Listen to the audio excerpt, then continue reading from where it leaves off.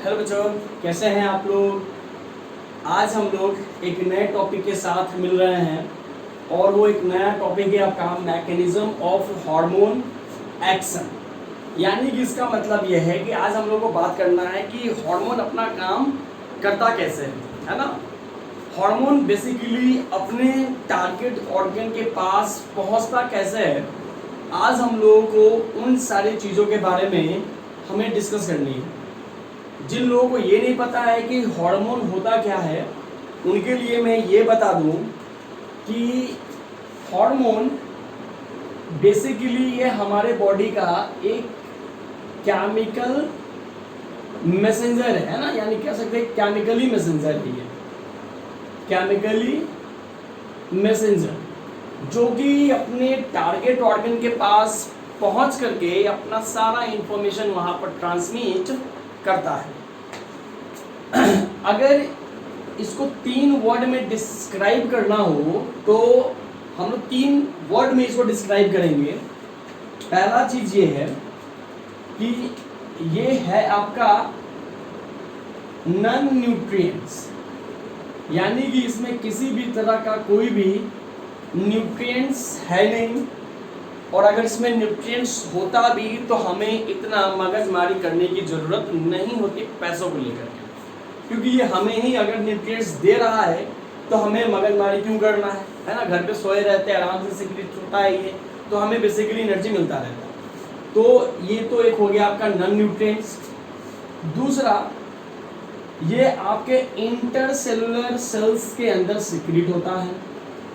दूसरा, इसकी सिक्रीशन हमेशा एक अमाउंट में सिक्रीट होती है बाबू, जिसको हम लोग बोलते हैं ट्रेस अमाउंट, यानी कि not in a higher quantity और not in a lower quantity. मतलब ये भी नहीं कि इसका सिक्रीशन बहुत ज़्यादा होना चाहिए हमारे शरीर में, इसके अलग डिसऑर्डर है, और ये भी नहीं कि हमारे बॉडी में क्या होने चाहिए, कम सिक्रीट होने चाहिए, इसके भी डिसऑर्डर्स हैं। तो हमेशा इसका सिक्रीशन क्या होना चाहिए, ट्रेस अमाउंट में होना चाहिए। इसकी जो भी एक्शन है, ये एक्शन 2 बातों पे डिपेंड करता है, और ये 2 बात ये है कि हार्मोन्स का नेचर कितने तरीके का होता है। तो हार्मोन्स आपके 2 नेचर में पाए जाते हैं, इनका 2 नेचर है। एक जो आपका लिपिड सॉल्युबल है, लिपिड सॉल्युबल, और एक को हम लोग बोल सकते हैं वाटर सॉल्युबल भी इनको कहा जा सकता है, सॉल्युबल। लिपिड सॉल्युबल वाले जो भी आपके हार्मोन होंगे बाबू, उनको हम लोग स्टेरॉइड के नाम से जानते हैं, और जो वाटर सॉल्युबल है इनको हम लोग प्रोटीन के नाम से जानते हैं। यानी ये हार्मोन का 2 नेचर है। एक वो जो लिपिड में सॉल्युबल हो गया, लिपिड जिनको नहीं पता है, फैट का जो डाइजेशन, जो कंप्लीट डाइजेशन जो होता है वो आपके लिपिड में होता है। तो एक तो हो गया, यानी कि एक आपका लिपिड में सॉल्युबल हो जाएगा और दूसरा आपका वाटर में। इसके एग्जाम्पल्स किताब में क्या क्या दे रखे हैं उनके ऊपर जरा सा गौर कर लें हम लोग। अगर इनके एग्जाम्पल्स के बारे में हम लोग गौर करें तो इनमें आपका आ जाएगा पहला एड्रीनल कॉर्टेक्स, यानी किडनी के ऊपर जो ग्लैंड है एड्रिनल ग्लैंड बोलते हैं, उसके 2 पार्ट है, कॉर्टेक्स और मेडुला। कॉर्टेक्स के अंदर आपका मिनरलोकॉर्टिकॉइड्स, ग्लूकोकॉर्टिकॉइड्स है ना, एंड्रोजेन, इनका सिक्रीशन होता है। तो एडीएच है ना, एंटी डायबिटिक हार्मोन। उसके बाद हमारे बॉडी में जो एंड्रोजेन का सिक्रीशन हो गया, वो सारा किस में आ गया, आपका लिपिड में आ गया। दूसरा, जो हमारे बॉडी के सेक्स हार्मोन्स हैं, सेक्स हार्मोन्स यानी कि एस्ट्रोजन, प्रोजेस्टेरोन है ना, टेस्टोस्टेरोन, वो हो गया। तीसरा आपकी किताब में दिया हुआ है थायराइड, यानी कि थायराइड का हार्मोन। तो वहां से जो सिक्रीशन हुआ थायरोक्सिन का T3 T4, तो वो बेसिकली आपके किस में आ गए, लिपिड सॉल्युबल में आ गए। बाकी इसके बाद जितने भी पेप्टाइड्स हैं हमारे बॉडी के अंदर है ना, सारे पेप्टाइड्स, पेप्टोन्स, अमाइनो एसिड्स, ये सारे के सारे आपके वाटर सॉल्युबल हैं, यानी कि वैसे हार्मोन जो कि प्रोटीन से मिलकर बने हुए हैं। अब ये दोनों का एक्शन जो है ना वो बिल्कुल अलग अलग है ना, दोनों का एक्शन काफी ज्यादा अलग है, लेकिन आपको यहाँ पर रिमार्क करने वाली बात है कि एक लिपिड सॉल्युबल है, दूसरा वाटर सॉल्युबल है, एंड देन इनको अपने टारगेट ऑर्गन के पास पहुंचना है। तो टारगेट ऑर्गन जाहिर सी बात है हार्मोन आपके ब्लड में रिलीज आउट हुआ और ये ब्लड के अलोंग हमारे बॉडी में बह रहा है, तो ये बहते बहते अपने रिसेप्टर के पास जाकर स्टिक हो गया, क्योंकि टारगेट ऑर्गन उस हार्मोन्स का रिसेप्टर लेकर बैठा हुआ है, तो वो आया और उसके ऊपर वो स्टिक कर गया। तो ये इतनी क्या आसानी से ये अपने टारगेट ऑर्गन के पास चले जाते हैं या फिर इनको कुछ मुश्किल का सामना करना पड़ता है। तो पहले हम लोग बात कर लेते हैं आपके लिपिड सॉल्युबल हार्मोन्स की, एस्ट्रोडाइडल की, इनकी कहानी यहाँ पर क्या है और ये किस तरीके से अपने टारगेट ऑर्गन के रिसेप्टर के पास ये पहुंचते हैं। अगर आप देखिए कि अगर हम एक प्लाज्मा मेम्ब्रेन बनाए आपको, तो प्लाज्मा मेम्ब्रेन आपको याद होगा कि प्लाज्मा मेम्ब्रेन बाइलिपिड लेयर है, यानी कि इसके अंदर आपको क्या मिल जाएगा, इसमें आपको लिपिड मिल जाएगा। ये रहा, हम इसको बना दे रहे हैं और इसके ये दो पार्ट हैं, तो ये दो पार्ट में इसको क्या क्या कहते हैं वो भी देख लीजिए। पहले ये स्ट्रक्चर बन जाए।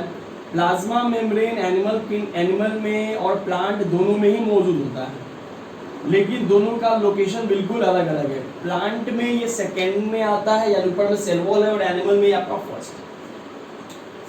अगर इस सेक्शन की हम लोग बात करें तो ये जो सेक्शन हुआ ये हो गया हेड, और इसकी ये वाली सेक्शन की बात करें तो ये हो गया टेल, ये हो गया इसका टेल। हेड हमेशा ही क्या होगा, ये होता है हाइड्रोफिलिक, ये हो गया हाइड्रोफिलिक, और जबकि टेल जो होता है वो है आपका हाइड्रोफोबिक, और ये बने होते हैं किस चीज के, लिपिड के। तो आप सपोज कीजिए कि यहाँ पर कोई एक्स नाम का कोई ऑर्गन है, ऑर्गन नहीं ग्लैंड, और ये ग्लैंड क्या सिक्रीट किया, हार्मोन, और ये हार्मोन आपका हो गया एस्ट्रोराइड, एस्ट्रोराइडल हार्मोन, यानी कि जो लिपिड में सॉल्युबल, और ये खुद बना हुआ है लिपिड का, लिपिड बाइलेयर, एंड ये नाउ स्टार्ट टू सिक्रीट, ये सिक्रीट हुआ and it easily pass on these membrane.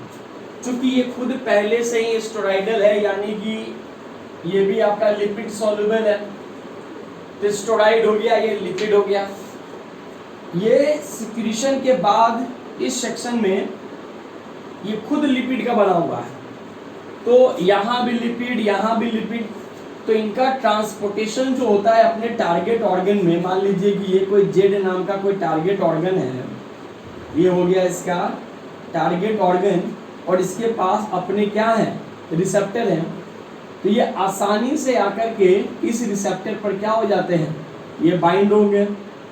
यानी कि आपको एस्ट्रोराइडल या फिर लिपिड हार्मोन को ज़्यादा मुश्किल का सामना नहीं करना पड़ेगा, क्योंकि ये खुद जो मेम्ब्रेन से पास ऑन होकर के जाना है, ये खुद क्या बना हुआ है, आपका लिपिड का ही बना हुआ है, तो इनको कोई ज़्यादा परेशानी नहीं होगी।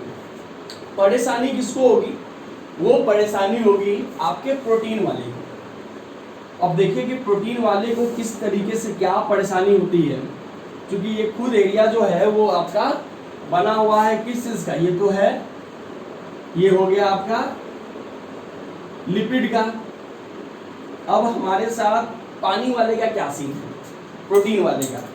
तो मान लीजिए कि यहाँ से क्या सिक्रीट हुआ, अगेन हार्मोन सिक्रीट हुआ, sit sit sit sit sit sit sit sit sit sit यहाँ आया, यहाँ पर, यहाँ आने के बाद क्योंकि वो प्रोटीन है तो ये इजीली पास ऑन नहीं होगा, तो इसके लिए इस मेम्ब्रेन पर इसके क्या मिलेंगे आपको, रिसेप्टर मिलेंगे। ये रहा इसके ऊपर इसका receptor.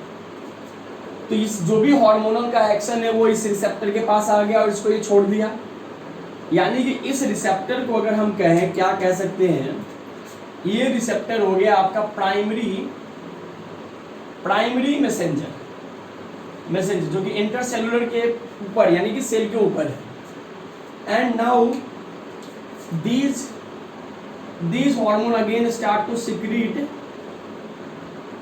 in the inner side of the cell membrane।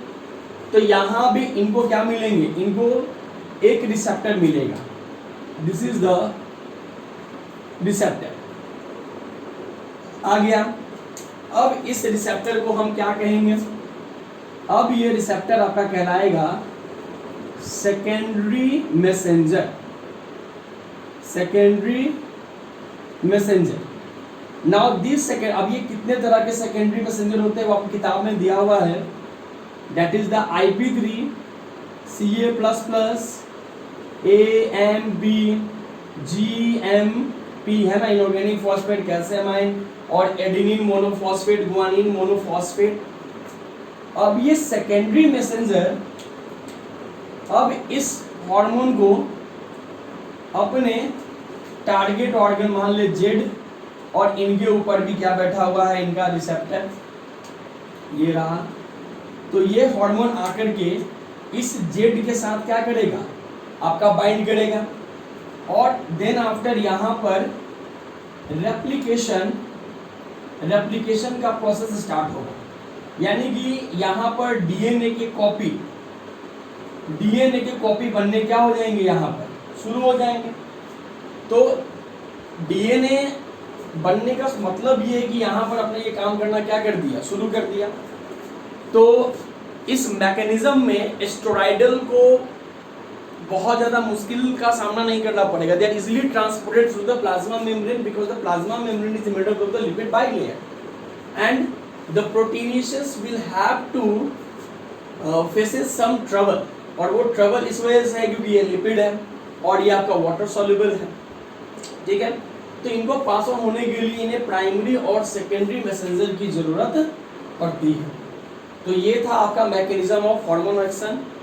उम्मीद है कि आपको ये चीज़ें समझ में आई होंगी कि हार्मोन का एक्शन कैसे होता है ना, किन्हें सेकेंडरी मैसेंजर की जरूरत होती है और किन्हें सेकेंडरी मैसेंजर की जरूरत नहीं होती है।